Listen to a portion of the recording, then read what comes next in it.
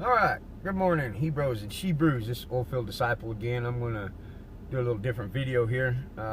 This is Cruising with Jesus. Last night we had a youth lock-in. My wife is the leader of the youth, and I help her lead the youth. 1 Corinthians 11, 1 through 12. You can go read that on your own. The head covering.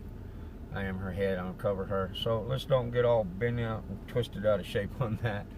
And I will do a video on that one day.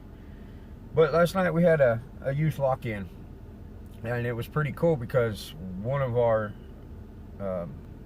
young men, that this is his last year in youth, and he will be graduating out of that, and he's a pretty interesting young man. I had the privilege of baptizing him last year on our summer youth trip in the Sea of Galilee at a camp that we went to. It wasn't the real Sea of Galilee, but that's what part of it was the Sea of Galilee. Anyway, this kid brought all these Nerf guns, and I ain't talking about little 39-cent Nerf guns. I'm gonna give you a quick picture of this. Check this out. Okay, these pistols, and they have attachments, you know, for stock attachments and silencer attachments and scopes and all this. He brought all this last night up to the church, and I thought, wow, that's pretty cool. And I actually did a video on it last night as we were playing through the church, shooting at each other and playing our game. But then I got to thinking, you know, this is probably a little OPSEC issue and a few other things. So I didn't post the video. But anyway, I do want to talk on it and expound on it, of what we do with our youth. And y'all gonna get a look at what I see, because we've got a cruise. We cruising with Jesus. We've had a couple of youth come into our youth group over the last 4 years that me and my wife have been doing it, and we asked them, what do y'all do in your youth? Oh, we usually just color, play games. Okay, what about the Bible? No, we don't really read much of the Bible. Well, that frustrated me highly, because I'm like, if it's not the Bible, then if it's not God, then what's the point? So we deeply instill biblical values in these children, in these youths, and our youth group ranges from, I think, 8 to 17 right now, and it's a small youth group. We're a small church, but these kids dig into the Bible. They're coming to us with some really deep questions at times, and we have to dig into the Bible to answer them correctly. But we let them play games too. But in those games, we teach them life lessons. Like last night, you know, my daughter she's 16, and she went first 3 games, didn't get shot. You know, I've taught her how to manipulate certain scenarios. We've actually had real life scenarios hit us that, had we have not been trained and prepared, it would have been bad for us, literally. And I think I've made a video on that. If not, I'll make another one on it one day. We were in a bad situation one night at a bowling alley. But anyway. So since this kid had all these pistols and rifles, and you know, he was teaching everybody how they went together and how they got put together and everything, and I was thinking, you know, this is all right. We can learn a lesson from this, you know, because there are crazy people that come into churches and shoot them up for some reason. And so I started teaching these guys, you know, I'm like, what if this really happened? What if a shooter really came into our church? What would you do? Now, granted, not going to be good for the shooter. We are not liberals in my church. I'll just leave it at that. We are prepared to take out a threat. Leave it at that. So I asked them, what do you do? You know, this could be a real life scenario. What do you do? You know, and we went through the process of discussing some of that stuff, using a little bit of fun, some tools that were at our disposal, and taking something and putting it into real life scenarios and situations and making these children and these youths think about it, you know. And I'm pretty impressed with the responses that I get back from our youth. They think. They're not just sheeple that walk through the world dumb, you know. I mean, you can tell that. Well, one of our youth, he doesn't really have a father figure, but he does. I'm not going to go too far into that, but you know, I have to teach manly ways and ideas. Sometimes it's like, okay, that's very feminine. We're not going to operate that way.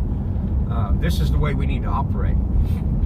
Okay, and so that's how I interact with these youth. And my wife, if it wasn't for Mama Bear, my wife, man, none of this would be possible. My ministry wouldn't be here. Yes, I'm the head of my home, but I bet you my wife is the backbone.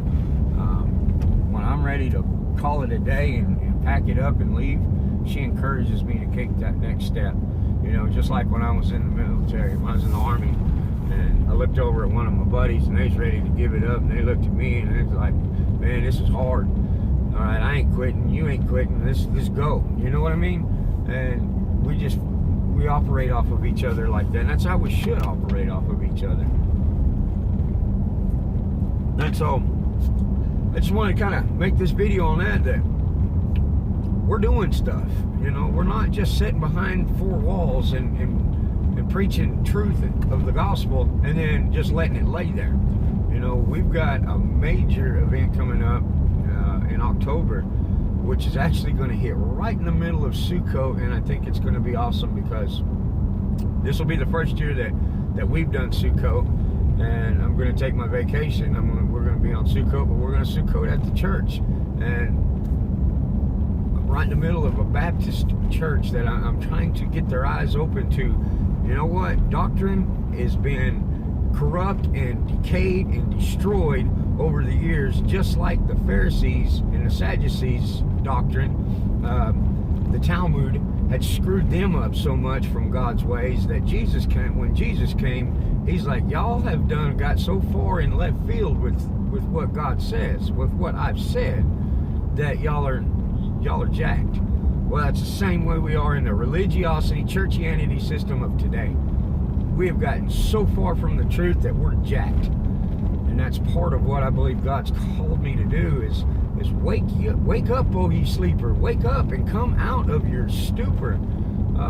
You've been just brainwashed. And I'm not talking about every individual that comes into the church is jacked up. But what do you do with it? You know, when you see the truth and you know the truth, what do you do with the truth? You know, it's like when you're in battle and somebody throws you an M16 with a mag full and the bullets are flying. What are you going to do? You going to lay down in your foxhole and hide? Or are you going to charge the enemy and win the war, win the battle? You know, got too many people hiding in the foxhole today. You know, and if we don't teach our youth, if we don't teach our younger ones who God is, what He expects of us, and how we operate in this world, and how wicked this world is, who's going to teach them? Okay? Parents at home are jacked. They ain't wanting to teach their kids nothing no more. They're allowing internet and TV and the schools to teach their children, and they don't teach their children nothing. You know, last night watching them kids operate with those Nerf guns, and I interacted with them, and, you know, I had fun with that. Watching them operate, you could tell they had really no specific purpose in what they were doing, except for my daughter. You know, because I've trained her and I've taught her. You know, I'm no expert in military maneuvers, by no means. You know, I'd really like to get with my brother Barry. He'd have tons to teach me. You know, I'm a basic hillbilly, backwoods in the sticks guy. I'm very efficient with a rifle. I'm very efficient with a pistol. But, you know, I'm not nowhere near where my brother Bear is. And I would love to get with him one day and, you know, and spend some time with him and have him teach me some stuff. But, you know, I'm just a basic guy. But I do know that I have some certain techniques and understanding of when SHTF goes down. I know how to operate, you know. I spent a lot of time learning and understanding that prior to Christ. So, but anyway, don't want to get into that. What are we doing with what we have? What are we doing with the knowledge we have? Is there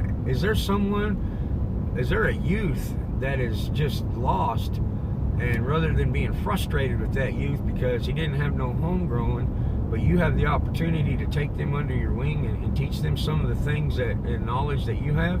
Do you do that, or do you just get frustrated with that youth and go, he's just an idiot, he's a punk? I used to act that way. That's the only reason I'm bringing this up. What can you do? What are you going to do for the kingdom? What are you going to do for the future generation of this nation? I mean, are we just going to sit back on our hands, on our tails, and complain and moan on different social media sites about how bad it is? Or are you going to actually go out and do something? You know, it doesn't have to be multitudes, one or two. You make a difference. That's discipleship. You know, there's so many things we can do. You know, this one kid, I taught him how to swing an axe and cut wood. I taught him how to split wood last winter. He had no clue. Now he does. You know, one day that may come in to help that young man. Maybe not. Maybe it doesn't. But either way, knowledge is power. Hosea 4:8 says that my people perish for a lack of knowledge. Now, that's taking that a little bit out of context. I get that, and so don't beat me up on it. But that is a very powerful statement. Knowledge is power. Knowledge is understanding. That turns into wisdom.